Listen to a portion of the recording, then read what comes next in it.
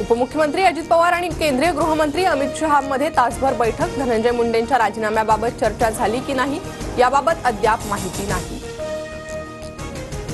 मंत्रिपद वाचवण्यासाठी धनंजय मुंडे यांच्याकडून लॉबिंग सुरू। काल धनंजय मुंडेंनी खासदार प्रफुल्ल पटेलांची भेट घेतली तर सुनील तटकरेंशीही फोनवरून चर्चा। पंकजा धुतल्या तांदळाच्या नाहीत, धनंजयची ही दहशत कमी करायला हवी। मामी सारंगी महाजन आक्रमक। धनंजय मुंडेंचा राजीनामा घेऊन आमदारकी रद्द करण्यासाठी मुख्यमंत्री फडणवीसांना निवेदन। धनंजय मुंडे पंकजा मुंडेंनी 3.5 कोटींची जमीन हडपली। मामी सारंगी महाजनांचा गंभीर आरोप। सारंगी महाजन या दिवंगत प्रवीण महाजनांच्या पत्नी।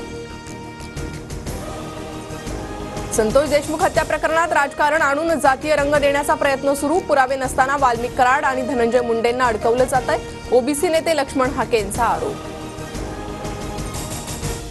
अंजली दमानी यांकडून ट्विट करत लक्ष्मण हाकेंना प्रत्युत्तर। हाकेंचे वाल्मिक कराड आणि हवेत गोळीबार करणाऱ्या कैलास फडसोबतचे फोटो। दमानी यांकडून ट्विट।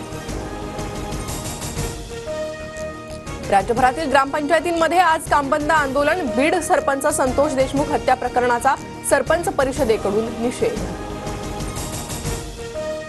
सत्तेत जाणार नाही, विरोधातच राहणार। पराभव झालाय, आता पुन्हा लढण्याची तयारी ठेवा।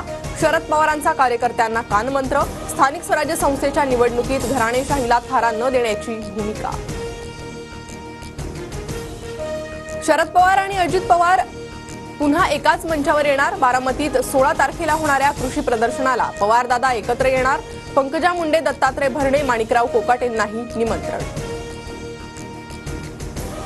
बापलेकीला सोडून सोबत या, तटकरेंची पवारांच्या खासदारांना ऑफर। सूत्रांची माहिती। जितेंद्र आव्हाडांकडूनही खुलासा।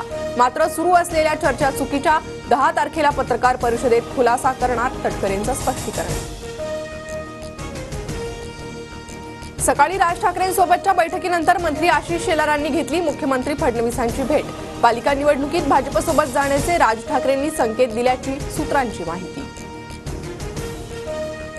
राष्ट्रवादी तालुकाध्यक्ष सचिन कुर्मी हत्या प्रकरणी 5वी अटक। शिवसेना शिंदे गटाच्या दिलीप वागसकरला अटक। हत्येच्या कटात सहभागी असल्याचा आरोप। 16 तारखेपर्यंत पोलीस कोठडी।